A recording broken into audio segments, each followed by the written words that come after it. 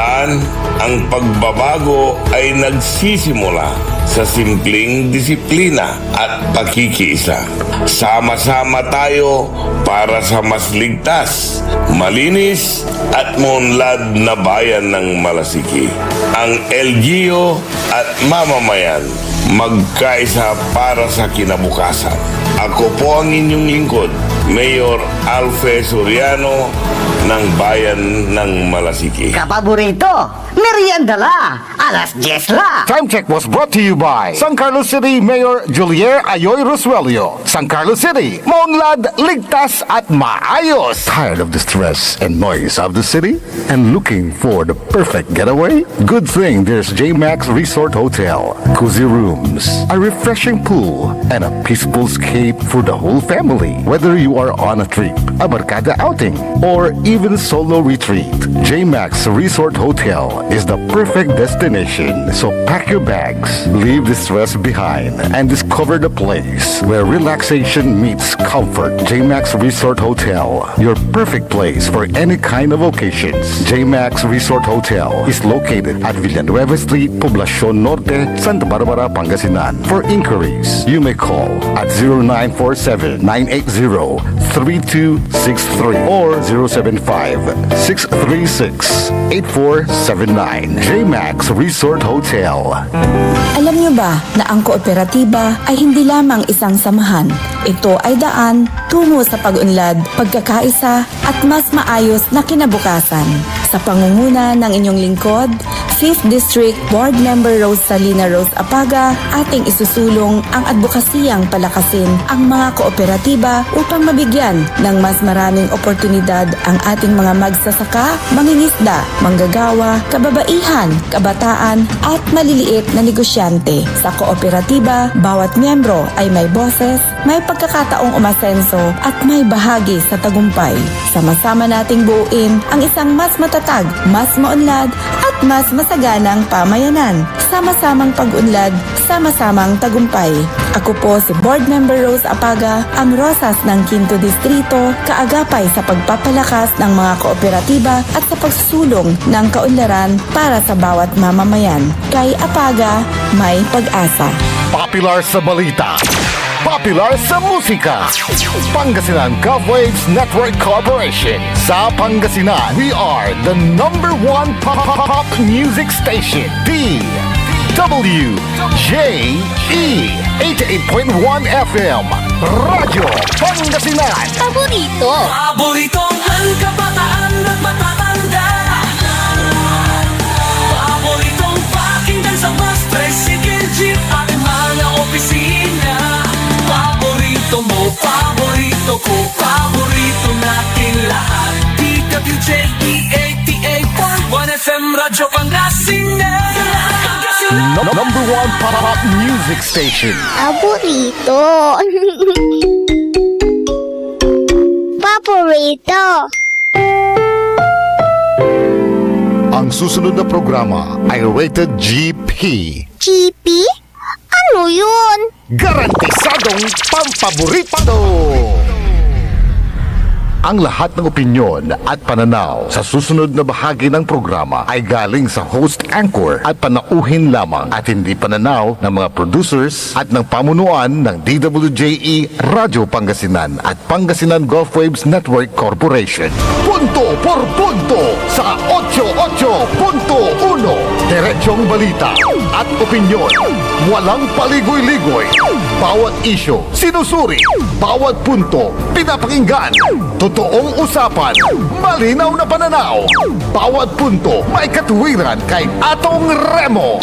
Punto por punto. Alas 10 hanggang alas 11 ng umaga. Dito lamang sa DWJE 88.1 FM. Radyo Pangasinan. Punto por punto sa 88.1 kay Atong Remo.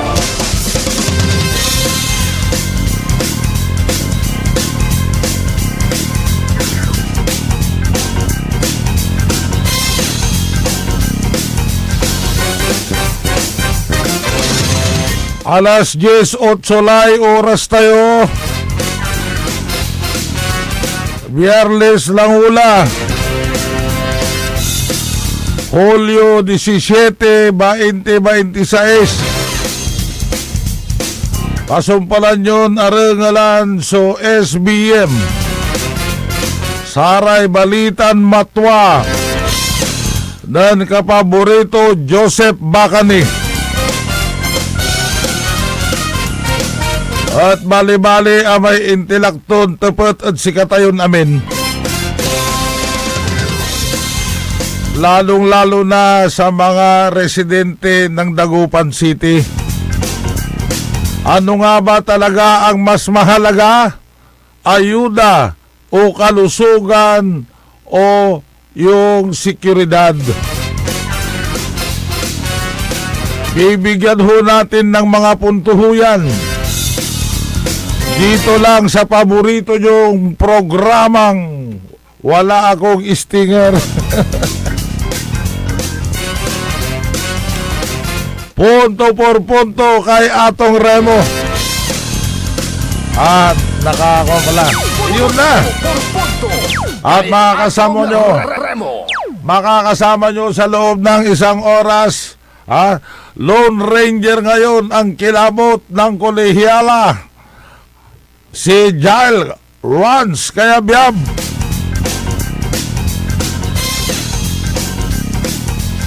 Yan ho yung nasa technical natin dahil si El Presidente Nixon Lakal ay meron pong importanteng meeting dahil kung nasaan ka man El Presidente Nixon, ingat-ingat ka lang dyan. At syempre kasama pa rin ho natin ang ating station manager. Ang gapoy arom, amay amputin ugaw. Ito po yung station manager na hindi ho nila kaya.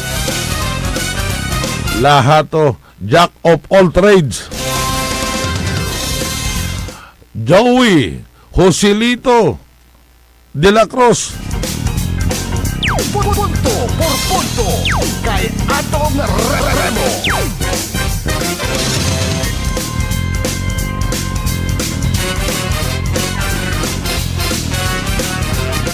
Kahapon, ang huling pinag-usapan natin ay patungkol ho dyan sa natural native hydrogen na ipapatayo, planong ipatayo dyan sa mga bulubundukin, dyan sa may segundo distrito. Pero unahin muna natin yung huling hamon ni kapaborito Joseph Bacani ng Saray Balitan Matwa at satay itetepet na araramay ang listeners to niya kung ano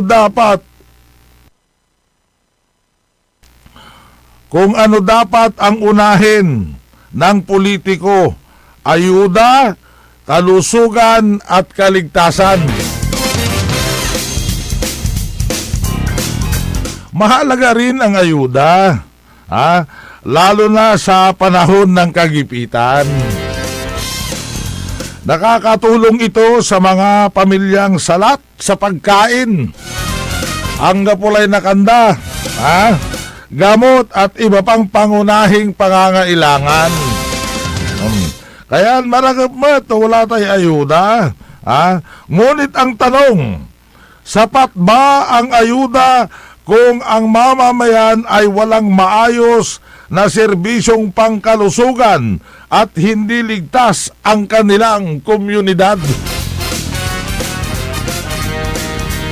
Araraya dapat kumod sa Batan City Mayor Belen Fernandez. Ano ba talaga ang pangunahin ninyo? Ayuda, kalusugan, kaligtasan, ayan ang dapat nyong ilagay dyan sa mga Facebook ninyo. Hindi yung para kayo nagtitreasure, hanap ng mga proyekto. Ang tunay na sukatan ng mahusay na pamumuno ay hindi lamang dami ng ipinamimigay na ayuda. Mas mahalaga ang pangmatagalang solusyon pagpapatayo ng maayos na ospital, pagbili ng makabagong kagamitang medikal, sapat na gamot, at pagkakaroon ng mga doktor at nurse na handang maglingkod. Dapat tiyakin ang kaligtasan ng publiko sa pamamagitan ng maayos na kalsada, flood control, disaster, preparedness at epektibong peace and order. Ang ayuda ay panandaliang lunas, ngunit ang pamumuhunan sa kalusugan at kaligtasan ay pangmatagalang proteksyon sa buhay ng bawat mamamayan. Punto por punto kay Atong Remo. Kapag may dekalidad na serbisyong medikal at ligtas ang kapaligiran, mas kaunti ang nangangailangan ng agarang tulong dahil mas maayos ang kanilang pamumuhay. Punto por punto kay Atong Remo. Hindi kailangang mamili sa pagitan ng ayuda at serbisyong panglipunan. Punto por punto kay Atong Remo. Sa bagay, pareho silang mahalaga. Punto por punto kay Atong Remo. Dapat unahin ang mga programang nagliligtas ng buhay at nagbibigay ng pangmatagalang benepisyo. Punto por punto kay Atong Remo. Ang ayuda ay dapat maging katuwang lamang, hindi kapalit ng matibay na sistemang pangkalusugan at pampublikong kaligtasan. Punto por punto kay Atong Remo.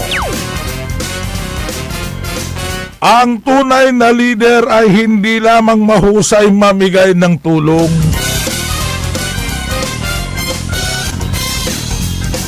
Mas mahalaga ang leader na nag-iiwan ng matatag na sistemang magpapabuti sa kalusugan. Punto por punto kay Atong Remo.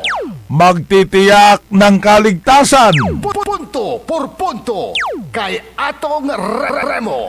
at magbibigay ng mas magandang kinabukasan sa kanyang mga nasasakupan. Punto por punto kay Atong Remo.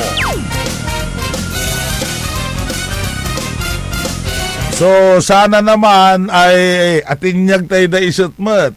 So liderato na Dagupan City Mayor. Okay labat. Unaan nyo, wala raratay 11 ayuda, mangiter tayo ayuda. Pero so priority dapat kumunditanay atay kaligtasan ng bawat mga residente ng nandito sa Dagupan at ang kanilang kalusugan. Punto por punto kay Atong Remo. Dahil yung pinamimigay naman na ayuda, hindi naman ho ninyo pera yan. Punto por punto kay Atong Remo. Pera ho ng taong bayan.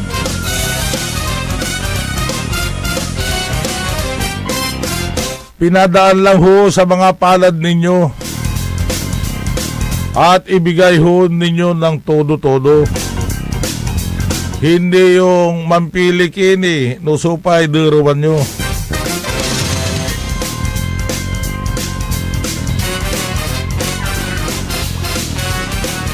Okay. Balik ko tayo doon sa pinag-uusapan natin kahapon. Punto por punto kay Atong Remo. Itong plano ng national government kung bakit napili niya, lalo na itong nasa Department of Energy, na pinangungunahan itong si Secretary Garin. Dahil nagmimistulang testing ground na ang lalawigan ng Pangasinan. Gaya nga ho ng sinabi ko, na nung una, ang unang ipinatayo dito ay yung San Roque Dam Power Plant. Sumunod yan yung Sual Power Plant na naman. Pangatlo, plano ng congressman ng 2nd District na si Congressman Mark Cuangco nang magpatayo na naman dyan ng nuclear power plant. Hindi nagtagal, naglipa na ang solar projects sa buong lalawigan ng Pangasinan, particular na dyan sa Segundo Distrito. At ngayon, plano na naman nila na magpatayo ng planta na kagaya nga niyan nung natural native hydrogen. At ang pinupuntuhan ho natin kahapon kung sino ang magpapatupad ho niya ang proyekto na yan. At nabanggit ho dito ang Coloma Incorporated na isang pribadong kumpanyang Amerikano na nakatuon sa paghahanap at pagpapaunlad ng natural o native hydrogen. Hydrogen na likas na nabubuo at naiipon sa ilalim ng lupa. Punto por punto kay Atong Remo. Hindi ito gumagawa ng hydrogen sa pamamagitan ng mga planta. Hinahanap nito ang natural na deposito ng hydrogen na maaaring makuha sa pamamagitan ng pagbabarena tulad ng langis o natural gas. Punto por punto kay Atong Remo. Napag-usapan din natin at tinanong din natin kung sino ang mga nasa likod at kung sino ang namumuno dito. Punto por punto kay Atong Remo. Ang isa sa mga pangunahing opisyal nito ay si Tim Chisholm, Chief Exploration and Operation Officer. Punto por punto kay Atong Remo. Ito hong si Tim Chisholms ay may mahabang karanasan sa geological exploration. Punto por punto kay Atong Remo.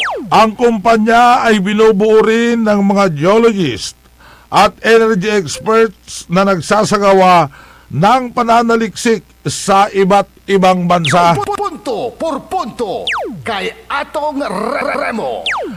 Ang Coloma Incorporated ay sinusuportahan ng malalaking international investors at venture capital firms na naniniwalang ang natural hydrogen ay maaaring maging susunod na malaking pinagkukunan ng malinis na enerhiya. Punto por punto kay Atong Remo. Dahil dito, nakalikom ang kumpanya ng daang-daang milyong dolyar para punduhan ang exploration at research nito.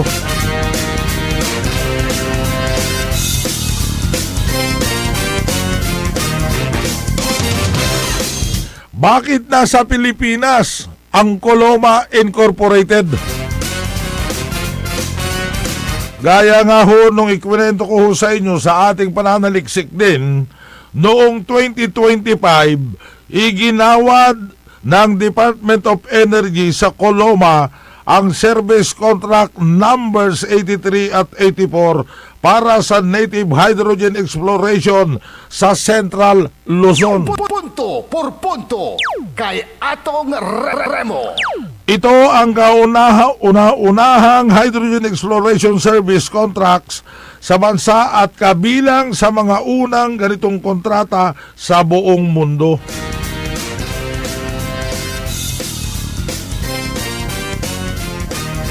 Tanong na naman, ano ang ginagawa nila dito sa lalawigan ng Pangasinan? Punto por punto kay Atong Remo. Sa ilalim ng SC-84 o yung tinatawag nating service contract, nagsimula na ang 2D seismic Geophysical Survey sa Pangasinan. Punto por punto kay Atong Remo. Layunin nitong gumawa ng larawan ng mga batong nasa ilalim ng lupa upang malaman kung may sapat na natural hydrogen. Kung positibo ang resulta, ang susunod na hakbang ay exploration drilling upang malaman kung komersyal ang dami ng hydrogen. Punto por punto kay Atong Remo.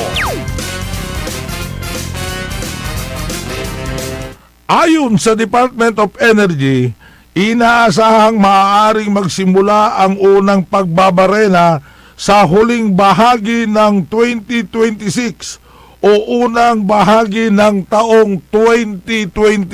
Punto por punto kay Atong Remo. Depende ito kung magiging maganda ang resulta ng survey.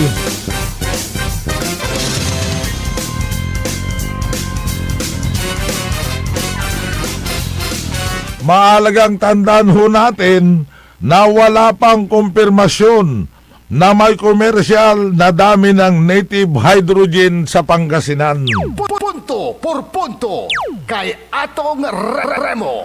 Ang kasalukuyang proyekto ay nasa yugto pa lamang ng eksplorasyon upang matukoy kung may sapat na deposito na maaaring pakinabangan.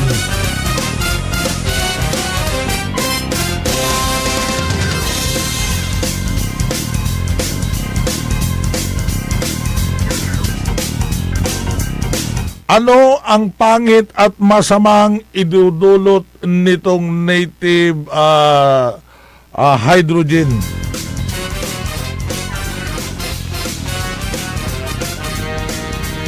Punto por punto kay Atong Remo.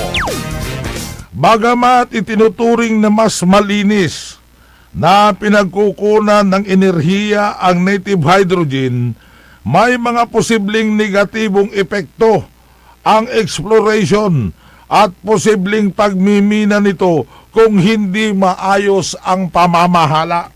Punto por punto kay Atong Remo. Narito ang ilang maaaring mga panganib. Punto por punto kay Atong Remo. Isa rito ay ang epekto sa kapaligiran. Punto por punto kay Atong Remo. Ang paggawa ng access road, survey at pagbabarina ay maaaring makaapekto sa kagubatan, sakahan at tirahan ng mga hayop kung hindi maayos ang pagpapatupad. Punto por punto kay Atong Remo. Pangalawa, ingay at panginginig. Punto por punto kay Atong Remo. Ang 2D seismic survey ay gumagamit ng vibration upang pag-aralan ang ilalim ng lupa. Maaari itong magdulot ng pansamantalang ingay at istorbo sa mga residente. Bagamat karaniwang may mga itinakdang pamantayan upang mabawasan ang epekto. Punto por punto kay Atong Remo. Panganib sa tubig sa ilalim ng lupa. Punto por punto kay Atong Remo. Kung hindi maayos ang pagkakagawa ng mga balon, may posibilidad na maapektuhan ang groundwater o magkakaroon ng kontaminasyon gaya ng mahigpit ang regulasyon sa ganitong operasyon ng pagbabarena.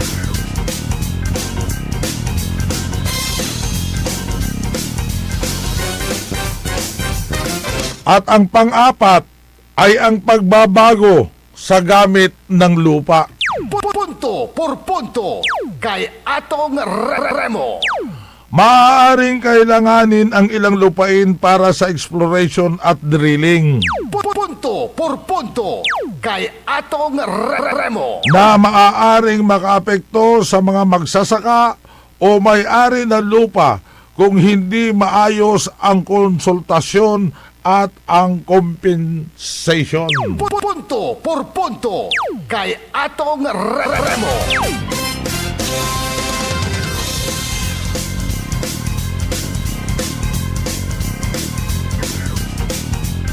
At ang panglima, ang kaligtasan. Punto por punto kay Atong Remo. Ang hydrogen ay madaling magliyab kapag tumagas at may pinagmulan ng apoy. Punto por punto kay Atong Remo. Gayunman, ang mga exploration project ay kailangang sumunod sa mahigpit na safety standards upang mabawasan ang panganib. Punto por punto kay Atong Remo.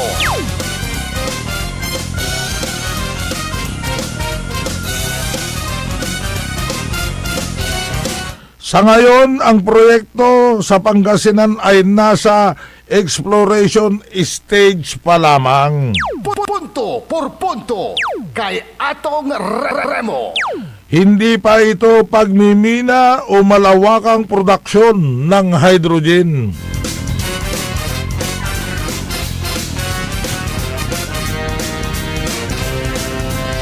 Bago payagan ang susunod na yugto, kinakailangan pa ng mga permit at mga pag-aaral, kabilang ang environmental assessment at konsultasyon sa mga apektadong komunidad.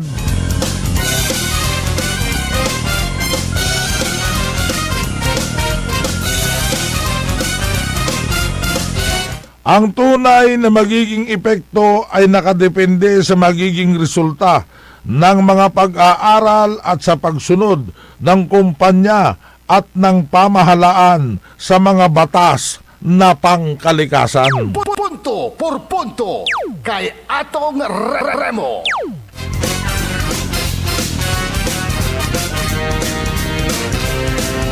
Oh, malinaw at idalat na tayutan taas sa sumpal timala o pawil kami kasumpalan na pigaran pa imano. Punto por punto kay Atong Remo.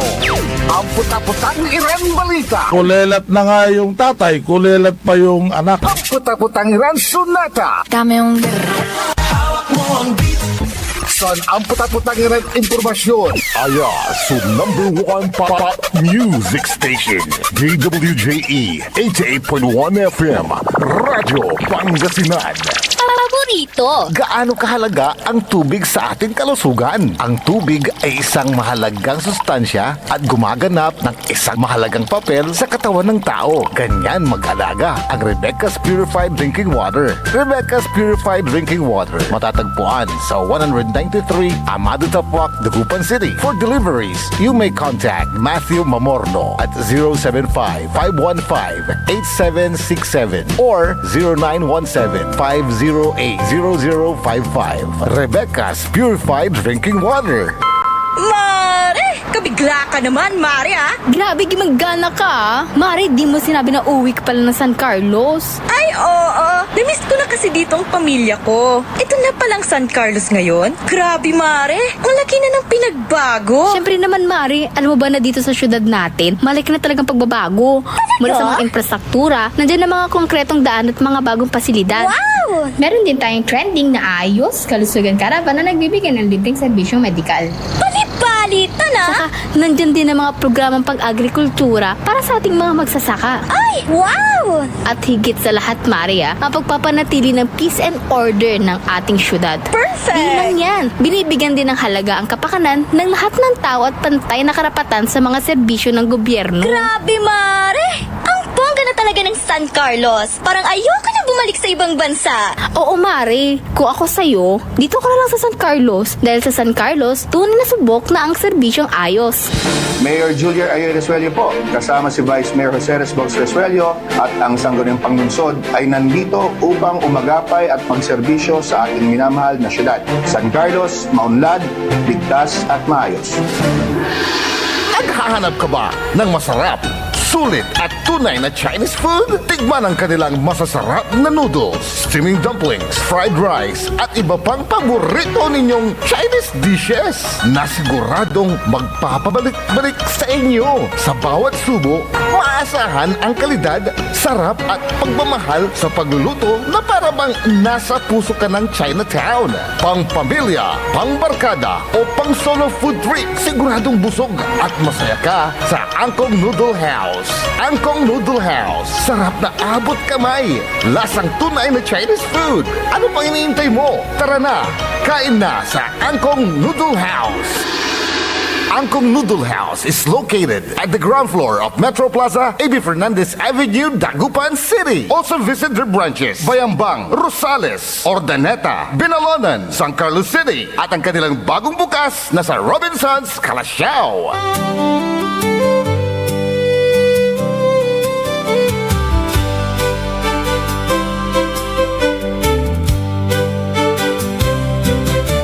Ang buhay kung minsan ay walang direksyon, tila kay lupit-lupit nitong panahon.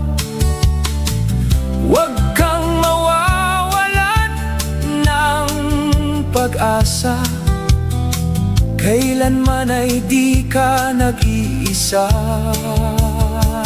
Huwag kang sumuko, huwag kang manlumo, ituloy mo ang laban, bangon ka binmali.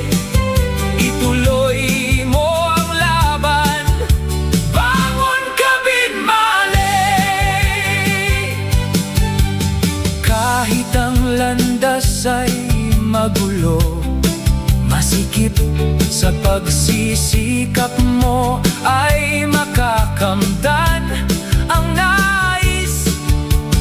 Kung may hirap daw ay may ginhawa, kailangan lang ang sipag at tiyaga. Huwag kang sumuko, huwag kang manlumo, ituloy mo ang laban, bangon o binmali.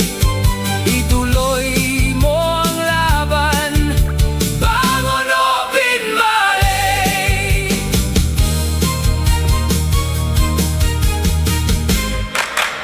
Paborito ng kabataan at matatanda, paboritong pakinggan sa bus, tricycle, jeep at mga opisina. Paborito mo, paborito ko, paborito nating lahat. DWJ 88.1 FM Radyo Pangasinan. DWJ 88.1 FM Radyo Pangasinan.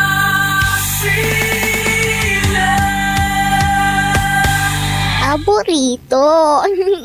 Punto por punto sa 88.1.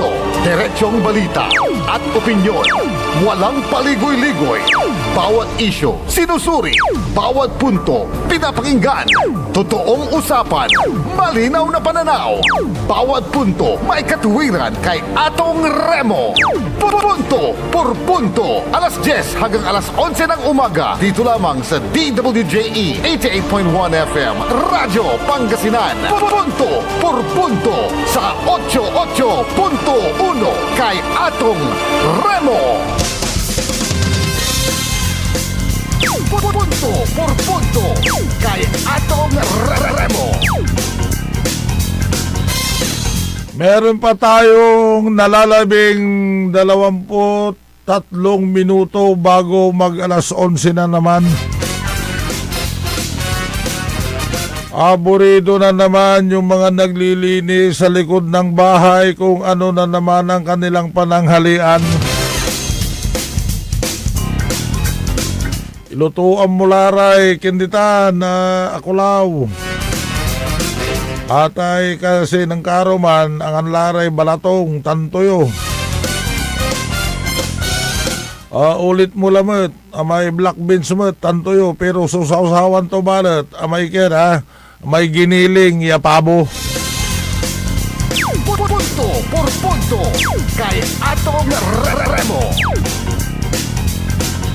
At nagbabalik ho ang ating mga pupuntuhan na mga iba't ibang isyo dito pa rin sa programang Punto por punto kay Atong Remo. at kasama nyo pa rin sa technical side ang nag-iisa, The Lone Ranger ngayon.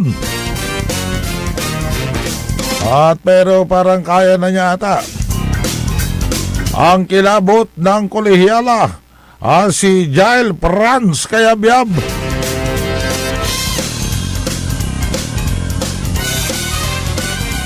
At syempre nakantabay pa rin sa kanyang air condition room ang ating station manager, Joselito Joey De La Cruz. At batiin na rin natin dahil inumpisan na rin natin magbati bago natin ipagpatuloy ang ating mga isyo at mga pinupuntuhang mga balita.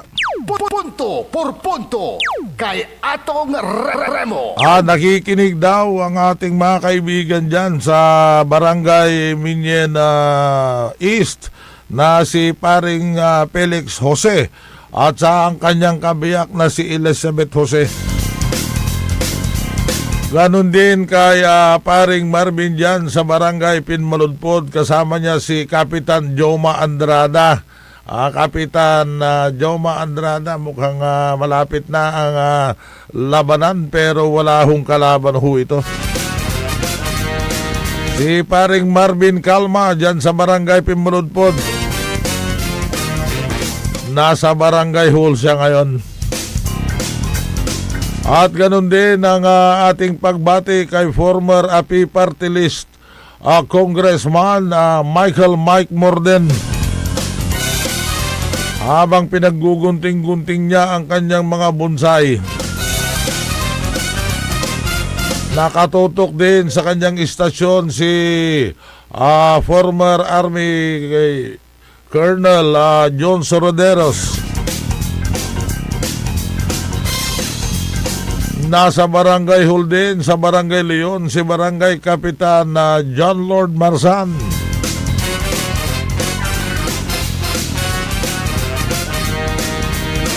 Nakatutok din ang mag-amang Del Prado sa kanilang farm, si Pari Franco Del Prado at si incumbent City Councilor Alfonso Miguel Del Prado.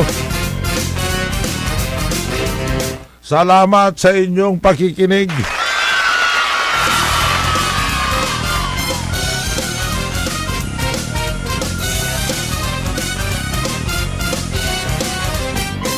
At meron hong tayong pupuntuhan patungkol ho dyan sa inirereklamo dyan sa siyudad ng Urdaneta.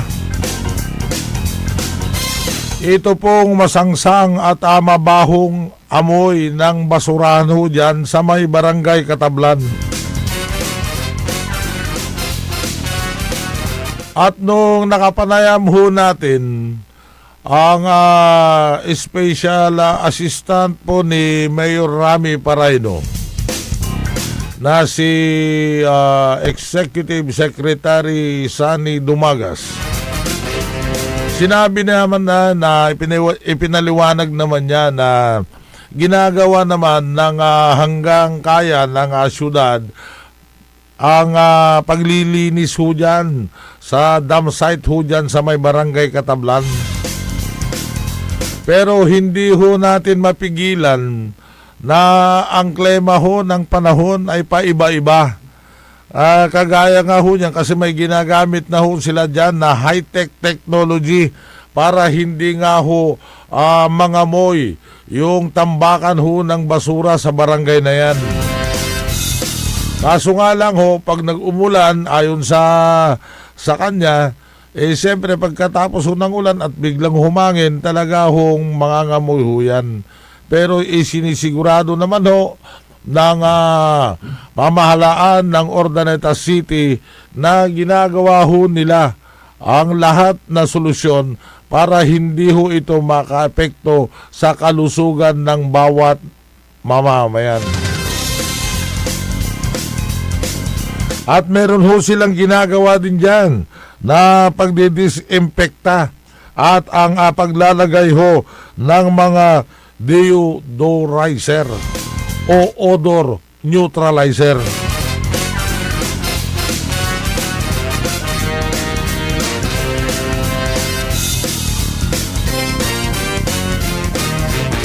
Isiniguro ho naman nila at saka yung operator ho dyan na ginagawa ho nyo ang kanyang makakaya para hindi na ho mangamoy yan.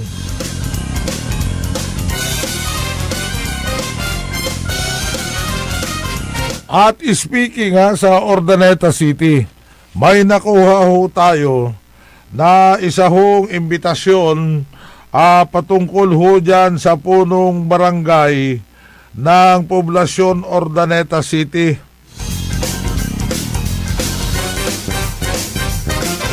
Ito po ay imbitasyon ng sangguniang panlunsod ng Urdaneta City kay poblasyon Barangay Captain Aris Christian del Rosario Millora na magaganap ho sa July 21, 2026. Martes ho yan, dyan ho sa regular session ng Sangguniang Panlunsod ng Urdaneta City. Punto por punto kay Atong Remo. At nabigyan na ho ata ng imbitasyon o kopya itong si Kapitan Aris Millora, pahinggil ho dyan sa isasampang kaso ng dating City Councilor at ang former City Vice Mayor na si Franco Paulo S. G. Del Prado. Ito po ay tungkol sa grave misconduct, misconduct in office, abuse of authority, conduct unbecoming of a public official, conduct prejudicial to the best interest of the service, and violation of the Code of Conduct and Ethical Standard for public officials and employees.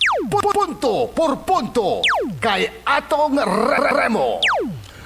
Ayon doon sa ibinigay na imbitasyon, the purpose of the hearing is to afford all concerned parties the opportunity to be heard and to present their respective sides, evidence, and or clarification on the matter.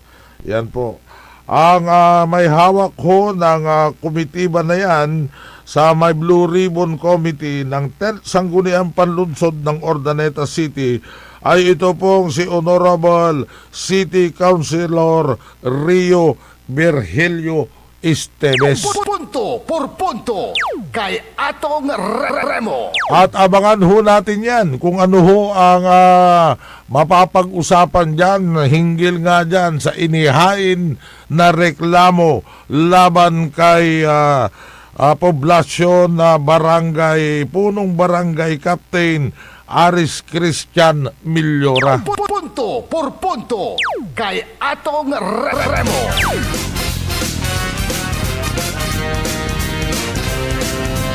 At speaking pa rin dyan sa siyudad ng Urdaneta, dyan ho sa may barangay Anonas, mainit na ho ang labanan ng mga kandidato ho dyan.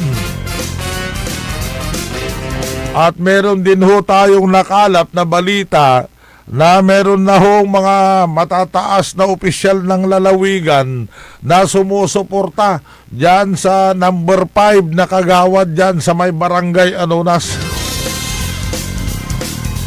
Meron daw hong ipinangako itong mataas na opisyal na ito na halagang 1 milyon para tumakbo lang bilang kapitan sa susunod na eleksyon.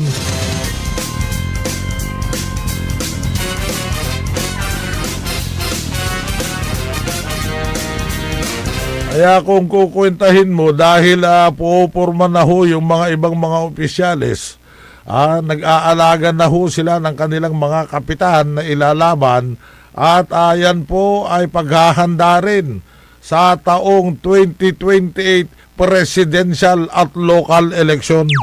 Punto por punto kay Atong Remo. Big time.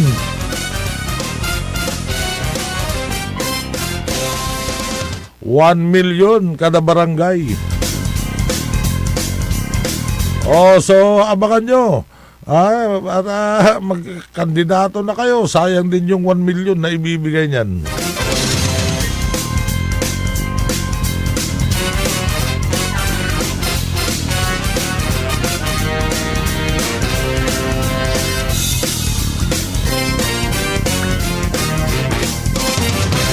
Pero bago kayo magparehistro ng kanyang mga kandidatura, magpa-insure na ho kayo. Baka mamaya kukunin nyo yung ibibigay niyang 1 milyon tapos hindi ka rin tatakbo. At least insured ka na.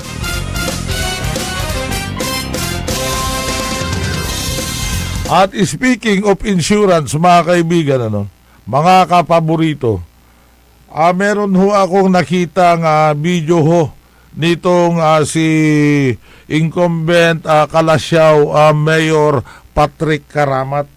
Punto por punto kay Atong Remo. Patungkol ho dyan sa programa niyang pagbibigay ng insurance sa mga tricycle driver ng Kalasyaw at ng mga magsasaka ho dyan sa bayan na yan. Punto por punto kay Atong Remo. At pakinggan ho natin ang kanyang mensahe at kung paano niya iginagawad ang programa para dyan ho sa tricycle driver at magsasaka ng bayan ng Kalasyaw. Tricycle drivers at bawat farmers ay naglabas po ang munisipyo ng kabuuang 187 pesos per individual. At nakakakuha po sila ng tulong kapag sila po ay na-confine sa bawat araw na sila po ay naka-confine ay may makukuha po sila sa bawat consultation or pag sila po ay nasugat, may kailangan bakunahan or kailangan magpatingin sa doktor, sila po ay may makukuhang financial grant or financial assistance doon po sa nasabing insurance company na nakuha po na. Bawat araw po ng pagka-confine, may makukuha po silang tulong galing sa lokal na pamahalaan. Ito pong mga life insurance, more of health insurance because when we say life, makukuha lamang natin ito pag kinuha ang kanilang life. Tama po ba? Itong health insurance, makagat ka ng aso ngayon, may makukuha kang tulong. Magasgas ka ng pusa sa susunod na linggo, may makukuha kang tulong. Ito yung mga programang ayaw po natin kunin sa lokal na pamahalaan dahil makukuha lamang natin ito kung may hindi inaasahang magandang nangyari sa ating kalusugan. But then again, patunay lamang ito na hindi lamang po natin pinapangalagaan ang mga pananim o mga produkto ng ating mga farmers, ang ating mga sinasakyan na transport sectors, kundi ito ay patunay na pinapangalagaan din po natin ang kanilang pamilya at ang kanilang pamumuhay, ang kanilang sarili. Kung kaya't naisipan po natin na magbigay po sa kanila ng insurance dahil ngayong panahon ngayon ay mahirap po magkaroon ng sakit, mahirap po maaksidente, mahirap po ma-hospital. At least kahit papano may mangyari man na hindi inaasahan, meron po silang makukuhang tulong sa insurance company, meron po tayong tulong sa MSWD at may tulong pa po tayo sa mga nagwagwapong konsyales at sa ating buting Vice Mayor at buting Mayor. Likewise, sila po ay mabibigyan ng insurance. Alam naman po nila yan na bago po makakuha ng prangkisa sa ating bayan, kailangan po ay nakakuha ng prangkisa sa LTO. Punto por punto kay Atong Remo.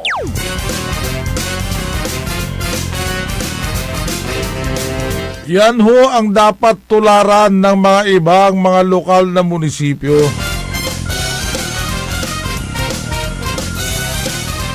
Dapat nga mas magandang ipalit na lang yung insurance kaysa yung mamigay ka ng ayuda.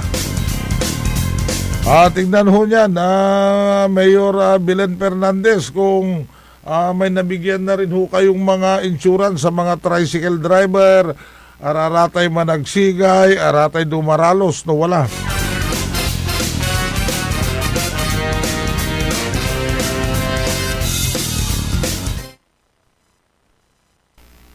napakaganda ho yan na programa ho ni Calasiao Mayor Patrick Karamat, ang pagkakaloob ng 87 libreng pesos per health individual. insurance At para sa nakakuha po mga sila ng tulong magsasaka kapag at sila po mga ay na-confine. tricycle driver ng bayan. Sa bawat araw na sila po ay naka-confine ay may makukuha po sila sa Dahil bawat ang consultation programang or yan pag sila po ay hindi nasugat, lang ho may kailangan naglalayong bakunahan mabigyan ng or proteksyon, kailangan pangkalusugan ang magpatingin mga sa sektor doktor, na sila po ay may araw-araw makukuhang na nagsisikap upang financial buhayin grant ang or kanilang financial pamilya assistance dun po at sa nasabing paunlarin insurance ang company na komunidad. nakuha po. Bawat araw po ng pagka-confine may makukuha po silang tulong Hindi ho galing lingid sa lokal na pamahalaan. sa Ito po mga life insurance, kaalaman ng lahat more ng of mga health magsasaka. insurance because when we say life, makukuha Patayin mo lamang na natin yan, ito pag engineer. kinuha ang kanilang Kasi life. Tama po ba? magpipidback kayo niyan, ganyan. Hindi lingid sa kaalaman ng mga lahat ng mga magsasaka ang nagsisiguro ng ating supply ng pagkain. Yan ho. Ayan ho yung sakripisyo ng mga magsasaka para maisiguro ho nila ang supply ho ng ating mga pagkain. Habang ang mga tricycle driver naman ang katuwang sa araw-araw na transportasyon ng publiko. Punto por punto kay Atong Remo. Sila rin ho ang kabilang sa mga sektor na kadalasang kapos kapag may biglaang pangangailangang medikal. Punto por punto kay Atong Remo. Sa panahon na patuloy ang pagtaas ng gastusin sa paggagamot, ang pagkakaroon ng health insurance ay nagbibigay ng kapanatagan at pag-asa. Hindi lamang ito tulong pinansyal kundi pagkilala rin sa kanilang mahalagang ambag sa lipunan. Punto por punto kay Atong Remo. Sana'y magsilbi itong inspirasyon sa iba pang lokal na pamahalaan. Kapag ang pundo ng bayan ay naiuukol sa mga programang direktang nakikinabang ang mamamayan, mas tumitibay ang tiwala ng publiko sa kanilang pamahalaan. Punto por punto kay Atong Remo. Dahil ang sabi ho nga ho natin, ang tunay na sukatan ng mahusay na pamamahala ay hindi lamang ang dami ng mga proyektong naitayo, kundi ang dami ng buhay na naprotektahan at natutulungan. Punto por punto kay Atong Remo. Ang libreng health insurance para sa mga magsasaka at tricycle driver ay isang hakbang tungo sa mas ligtas, mas malusog at mas maunlad na bayan ng Calasiao. And congratulations sa iyo, Calasiao Mayor Patrick Karamat. Tanggapin mo ang iyong gantimpala. Isa pa.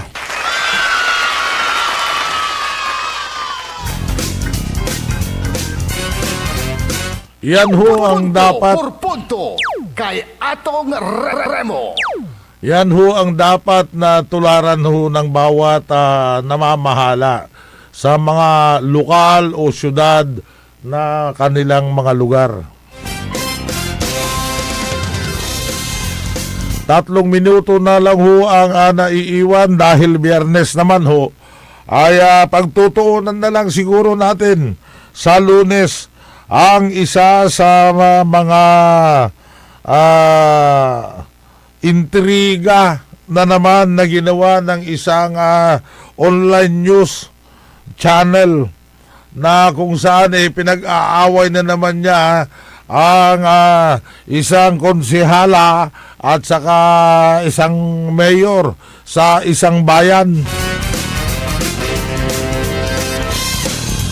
Nag-blind item na naman ito.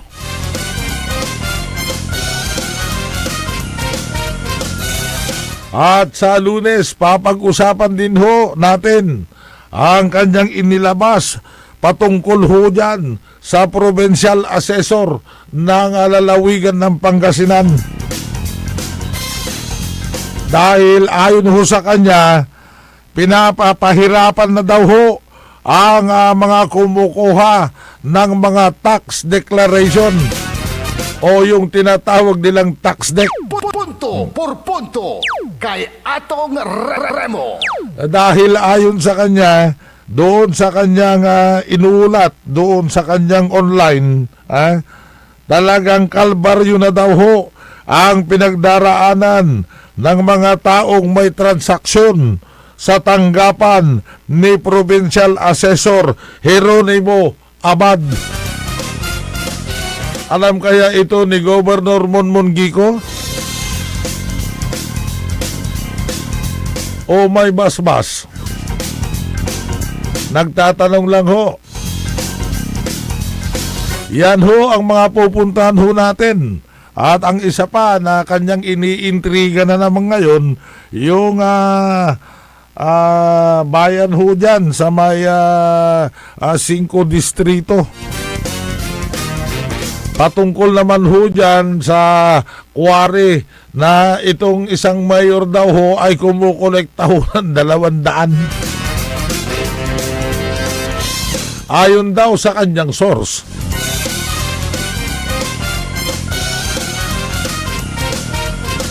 At yan ho ang mga pupuntuhan ho natin sa Lunes sa ating pagbabalik sa programang Punto por punto kay Atong Remo. At wala na ho tayong sapat na oras. Pasensya na ho kayo sa mga hindi ho namin nabati sa ngayon. At hayaan nyo, sa pagbabalik ho natin sa Lunes ay mababati na naman ulit namin kayo.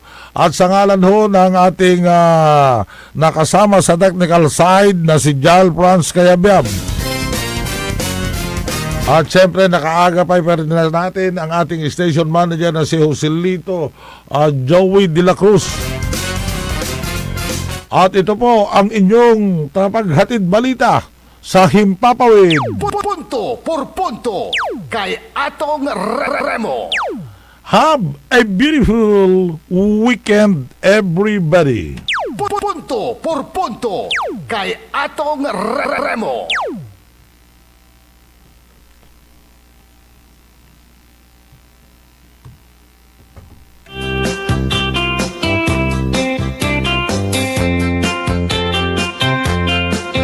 Ang lahat ng opinyon at pananaw sa susunod na bahagi ng programa ay galing sa host anchor at panauhin lamang at hindi pananaw ng mga producers at ng pamunuan ng DWJE Radyo Pangasinan at Pangasinan Gulf Waves Network Corporation.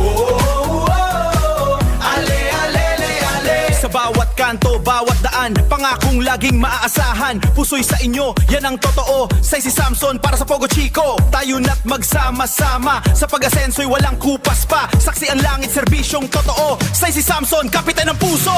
Serbisyong totoo, Barangay Pogo Chico. Wanna escape the hustle and bustle of city life? Look no further than the River Palm Hotel and Resort, your premier destination